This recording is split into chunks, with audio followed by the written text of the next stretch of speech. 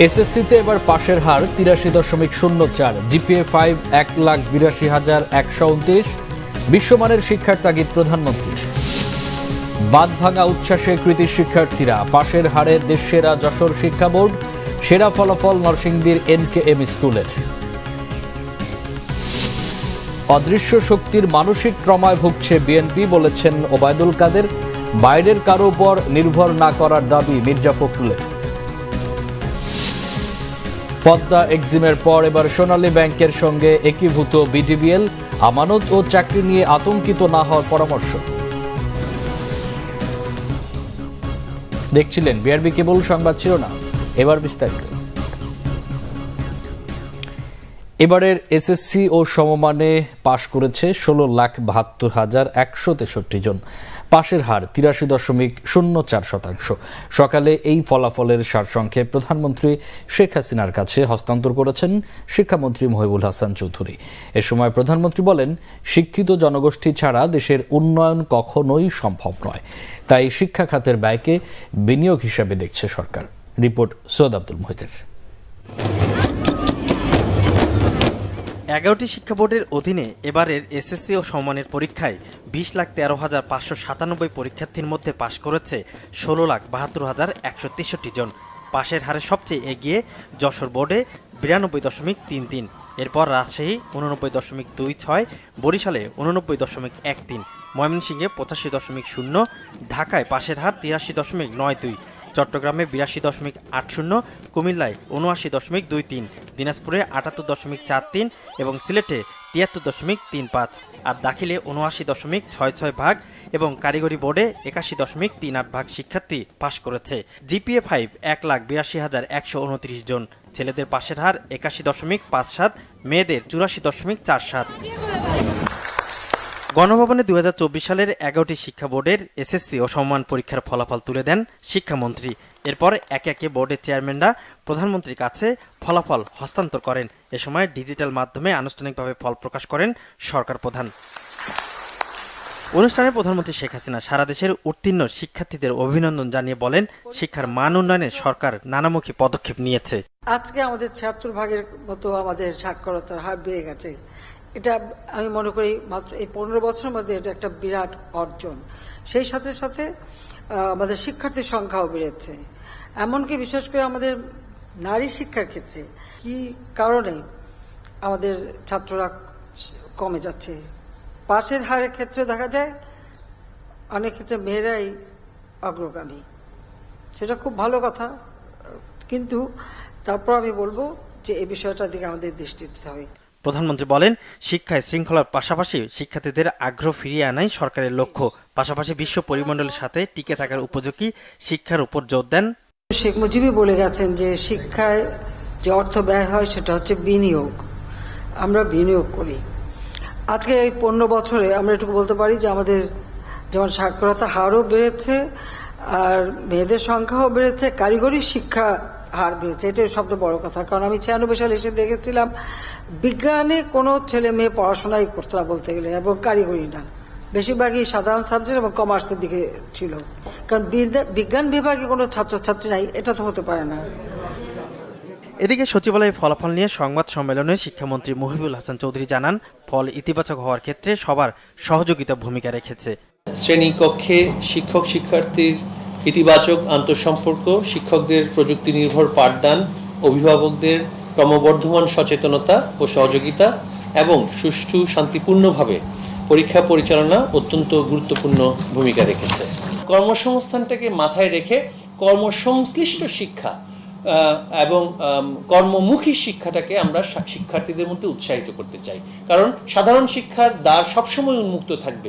শিক্ষায় সমভাবে অংশগ্রহণ দেশকে এগিয়ে নিতে ভূমিকা রাখবে বলেও মনে করেন শিক্ষামন্ত্রী। সৈয়দ আব্দুল মুহিত, বাংলাভিশন, ঢাকা। এসএসসির ফল প্রকাশের পর রাজধানীর স্কুলগুলোতে বাঁধ ভাঙা উচ্ছ্বাসে মেতে ওঠে শিক্ষার্থীরা। প্রত্যাশিত রেজাল্ট পেয়ে স্কুল মাঠে মেতে ওঠে নেচে গিয়ে। শিক্ষার্থীদের সাথে যুক্ত হন শিক্ষকরাও। উচ্ছ্বসিত অভিভাবকরাও আসেন সন্তানের ভালো রেজাল্টের খবর পেয়ে। বিস্তারিত ফরুক বাবুর রিপোর্টে। ঢাকঢোল ছাড়া বাঙালির উৎসব অসম্পূর্ণ, তাই শিক্ষা জীবনের এই অর্জনকে স্মরণীয় করে রাখতে ভর দুপুরে এভাবেই মেতে ওঠে এসএসসির উত্তীর্ণরা। রবিবার রাজধানীর বেইলি রোডে ভিকারুননিসা নুন স্কুল অ্যান্ড কলেজের মূল শাখায় দুপুর 12টার পর মাঠ ভরে যায় শিক্ষার্থী অভিভাবকে। মেতে ওঠে ড্রামের তালে, নাচে গানে, সামিল হন অভিভাবকরাও।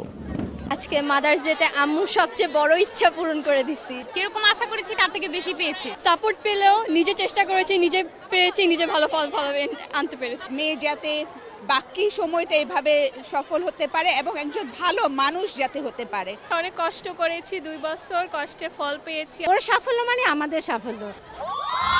ভিকারুননিসায় এবার পাশের হার 98.45%, পাস 2161 জন, ফেল 34 জন। গতবারও ব্যবসা শিখে 100% পাস ছিল, কিন্তু এবার খারাপ করেছে। পরীক্ষার্থী ছিল 170 জন, পাস করেছে 162 জন, পাশের হার 95.29, জিপিএ 5 47 জন এবং জিপিএ 5 প্রাপ্তির হার 29.01। উল্লাসে পিছিয়ে ছিল না ছেলেরাও। ঢাকা রেসিডেন্সিয়াল মডেলে দুপুর থেকে উল্লাসে মাতে শিক্ষার্থীরা, সেখানেও তাদের সাথে সামিল হন অভিভাবকরা। আমার আজকের রেজাল্ট পেয়ে আমি অত্যন্ত আনন্দিত। মার্কও ভালো আসছে এখন, আলহামদুলিল্লাহ। যে রেজাল্ট এক্সপেক্ট তারাও করছে, আমি যেটা করছি, this is all a blessings actually. ও যেখান যে মনে করে যে না আমি এখানে যে গেলে সাকসেস হব, সেটা করবে ও। আগামীতে যাতে ভালো রেজাল্ট করতে পারে, ওদের কাছে আমার এই এতটুকুই আশা। এ পর্যন্ত যেভাবে চেষ্টা করে আমরা এই ফলাফলে এসেছি, আমরা সেটাই ধরে রাখার চেষ্টা করব। ঢাকা রেসিডেন্সিয়াল মডেলে এবার পাশের হার 100%। বিগত বছরের ধারাবাহিকতা ধরে রাখায় সন্তুষ্ট শিক্ষকরা। এই পরীক্ষাই শেষ নয়, ভবিষ্যতে সামনে এইচএসসি পরীক্ষা আছে, তারা তাদের ঘাটতিগুলো মিটিয়ে ভালো পরীক্ষা দিবে সেই আশা করছি। রাজধানীর যাত্রাবাড়ী থানার একে হাই স্কুল থেকে পরীক্ষা দিয়েছে 1404 জন, পাশ করেছে 1385 শিক্ষার্থী, জিপিএ 5 496 জন, পাশের হার 99%। এসএসসির ফলাফল প্রকাশের পর এমন উল্লাস রাজধানীর আরও বিভিন্ন শিক্ষা প্রতিষ্ঠানের শিক্ষার্থী, শিক্ষক ও অভিভাবকদের মধ্যে। রাজধানীর শামসুল হক খান স্কুল অ্যান্ড কলেজে 1235 জনের মধ্যে ফেল করেছে 3 জন, পাশের হার 99.76, জিপিএ 5 পেয়েছে 836 জন শিক্ষার্থী। সাফল্যের এই ধারাবাহিকতা ধরে রাখার আকাঙ্ক্ষা সবার। ফররুক বাবু, বাংলা ভিশন, ঢাকা। পাশের হারে দেশ সেরা হওয়ার আনন্দে ভাসছে যশোর শিক্ষা বোর্ডের শিক্ষার্থীরা। চট্টগ্রামে পাশের হার বাড়লেও কমেছে জিপিএ 5 এর সংখ্যা। কুমিল্লা শিক্ষা বোর্ডে সব সূচকেই এগিয়ে মেয়েরা। প্রতিনিধিদের পাঠানো তথ্য ছবিতে দেখুন ডেস্ক রিপোর্ট। শিক্ষার্থীদের বাঁধভাঙা এ উচ্ছ্বাস এসএসসিতে ভালো ফলাফলের। 92.33 পাশের হার ও 20,761 জন জিপিএ 5 পাওয়া শিক্ষার্থী নিয়ে এবার প্রথম অবস্থান যশোর বোর্ডের। এবছর বোর্ডে এগিয়ে সাতক্ষীরা, পাশের হার 96.12। এরপরে রয়েছে খুলনা, পাশের হার 94.60। তো আমার নিজের খুব চেষ্টা ছিল, আব্বুর খুব আশা ছিল। আব্বু তো সারাক্ষণ আমার এইভাবে খেয়াল রাখছে যে না পড়াশোনা করতে হবে। এরপরও আরেকটা অবদান, স্কুল শিক্ষা প্রতিষ্ঠানে তো ভালো হওয়া উচিত। সারাদিন সারা রাত পড়া, এমন পড়া আমরা কখনোই পড়িনি, আমি পড়িনি। জাস্ট যতটুকু দরকার আমি ততটুকুই পড়ছি। প্রতিনিয়ত শিক্ষার্থী, শিক্ষক, অভিভাবকদের মধ্যে অভিভাবক সমাবেশ এবং সর্বোপরি 100% মূল্যায়ন গাইড করার ফলে এই রেজাল্ট হয়েছে বলে আমি মনে করি। চট্টগ্রাম শিক্ষা বোর্ডে এবারে এসএসসি পরীক্ষায় পাশের হার 82.80, জিপিএ 5 পেয়েছে 10,823 জন। গত বছরের তুলনায় পাশের হার বাড়লেও কমেছে জিপিএ 5 প্রাপ্তির সংখ্যা। কুমিল্লা শিক্ষা বোর্ডে জিপিএ 5 পেয়েছে 12,100 জন। তাদের মধ্যে মেয়ে 6,836 জন, ছেলে 5,264 জন। 1,79,325 পরীক্ষার্থীর মধ্যে পাশ করেছে 1,42,081 জন। এবছর ফেলের সংখ্যা বেশি অঙ্কে। পাশের হার বেড়েছে দিনাজপুর শিক্ষা বোর্ডে। জিপিএ 5 পেয়েছে 18,105 জন। পাশের হার এবং জিপিএ 5 প্রাপ্তিতে ছেলেদের চেয়ে এগিয়ে মেয়েরা। এই বোর্ডের অধীনে রংপুর বিভাগের 8 জেলায় 2,703টি শিক্ষা প্রতিষ্ঠান থেকে 1,98,257 জন পরীক্ষায় অংশ নেয়। পাশ করেছে 1,55,435 জন। একজন শিক্ষার্থীও পাশ করতে পারেনি 4টি স্কুলে। এসএসসির ফলাফলে আনন্দে ভাসছে Rangpur Lions school and college ও কালেক্টরেট স্কুল অ্যান্ড কলেজের শিক্ষার্থীরা। নানা প্রতিকূলতায়ও ভালো ফলাফলে খুশি শিক্ষার্থী ও অভিভাবকরা। যেই আমরা এত ভালো রেজাল্টের সুসংবাদটা পেয়েছি, তখন থেকে আমাদের উচ্ছ্বাস আর বলে বোঝানোর মতো না। খুবই ভালো লাগছে, 10 বছরের একটা সাফল্য এটা আমাদের জন্য।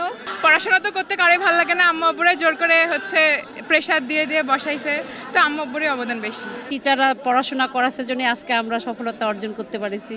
মেয়েদের সফলতা মানে বাচ্চাদের সফলতাই আমাদের সফলতা। গত বছরের চেয়ে এবারের ফলাফলে কিছুটা পিছিয়ে ময়মনসিংহ শিক্ষা বোর্ড। জিপিএ 5 পেয়েছে 13,176 শিক্ষার্থী। 1,313টি শিক্ষা প্রতিষ্ঠানের 1,19,238 পরীক্ষার্থীর মধ্যে পাশ করেছে 1,01,358 জন।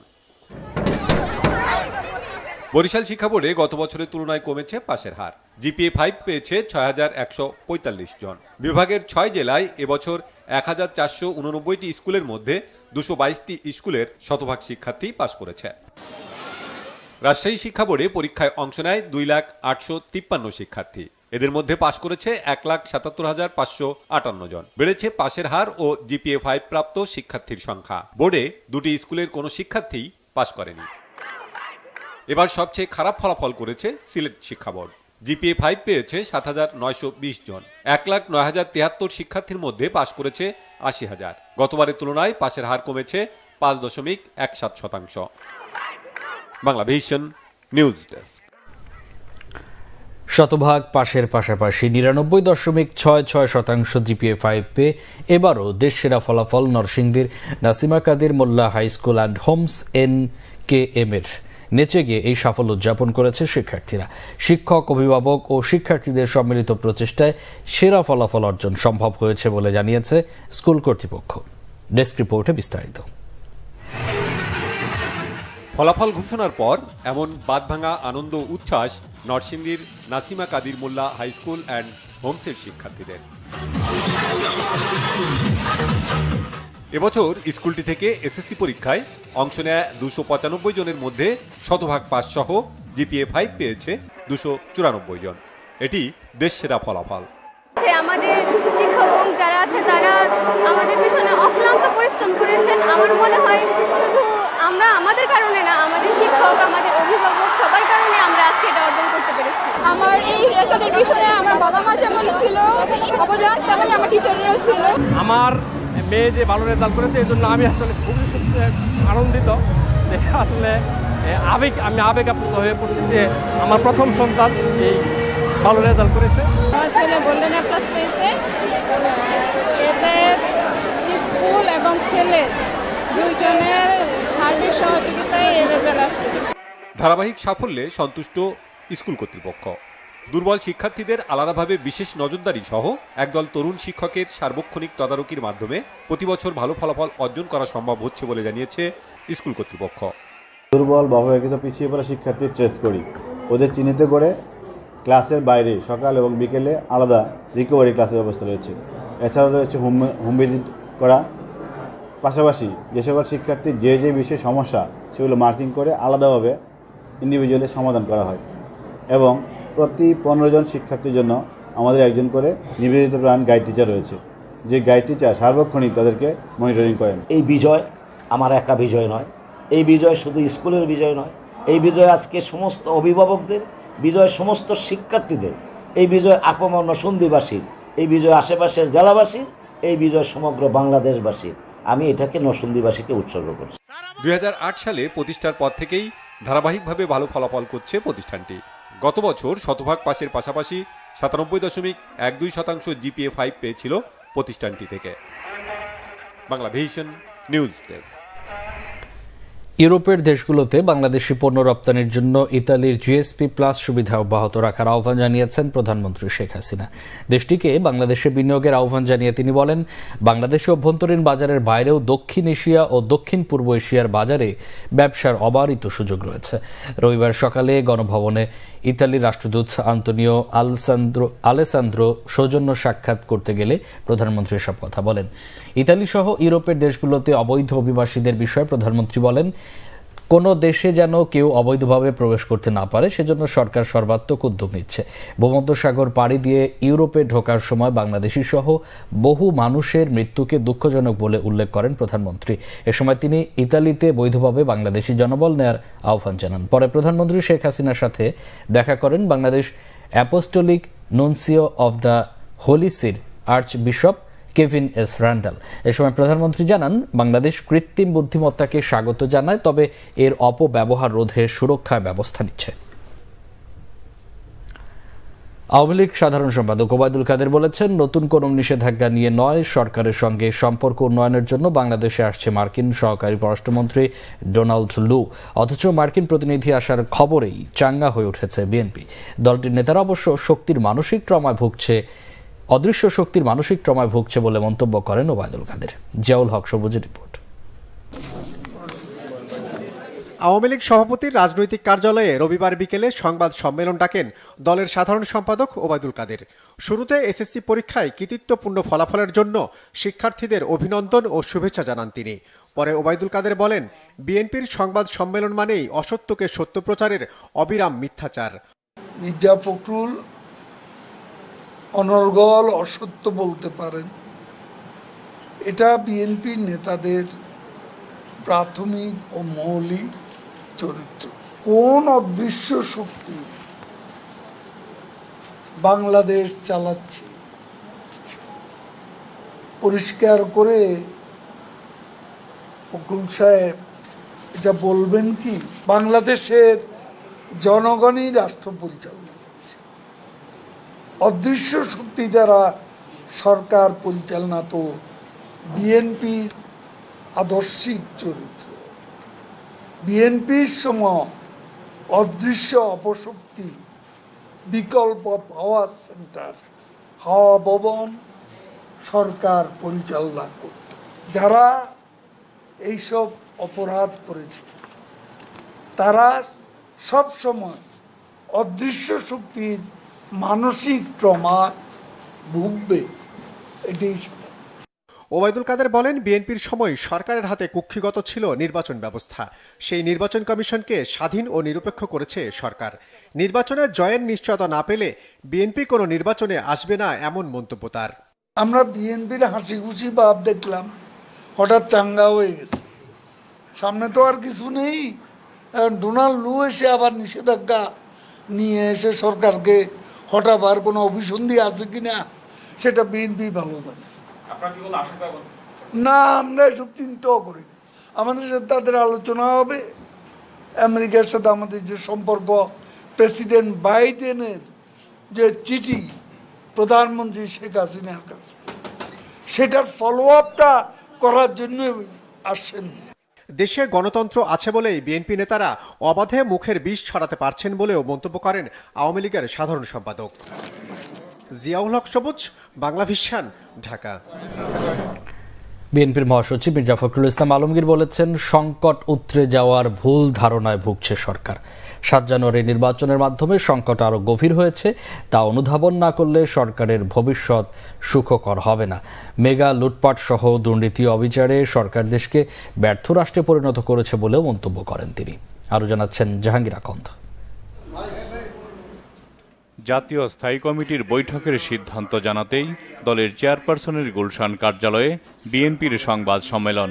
এতে দলটির মহাসচিব মির্জা ফখরুল ইসলাম আলমগীর জানান, বিরোধী দলের নেতাকর্মীদের মিথ্যা মামলায় একতরফা শুনানিতে সাজা দেওয়ার তীব্র নিন্দা করা হয়েছে স্থায়ী কমিটির সভায়। বলা হয়, আদালতকে বিরোধী দল দমনের হাতিয়ার হিসেবে ব্যবহার করছে সরকার। বাংলাদেশ ব্যাংকে সাংবাদিকদের প্রবেশের নিষেধাজ্ঞার নিন্দা জানিয়ে তা প্রত্যাহারের দাবি জানানো হয়। মির্জা ফখরুল বলেন, একটি সুবিধাভোগী গোষ্ঠীর মাধ্যমে দুর্নীতি লুটপাট করে দেশকে ধ্বংস করে দিয়েছে সরকার। প্রত্যেকটা এমপি মন্ত্রীর বাড়ি সম্পদ আপনার দেশের বাইরে রয়েছে, তাদের তো কোনো স্টেক নেই এখানে। এই দেশে তাদের কোনো স্টেকই নেই, যার ফলে দেশ ডোন্ট কেয়ার। কিন্তু তাদের যে বক্তব্য, তাদের যে দাম্ভিকতা, এটা বহু আগেই কিন্তু আমরা শুরু হয়েছে। এমনভাবে কথা বলেন ওনারা, যেখানে ওনারা ছাড়া এই দেশে আর কেউ নাই। আসলে তো এখন তারা নাই, because there is nobody else other than them.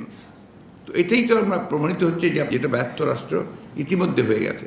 কখন একটা রাষ্ট্র ব্যর্থ হয়? যখন সে তার অর্থনৈতিক মেরুদণ্ডটাকে ভেঙে ফেলে, যখন তার রাজনৈতিক স্ট্রাকচারটাকে ভেঙে ফেলে, সামাজিক কাঠামো ভেঙে যায়, যখন কোথাও জবাবদিহিতা থাকে না, তখন একটা রাষ্ট্র ব্যর্থ স্টেজে পরিণত হয়।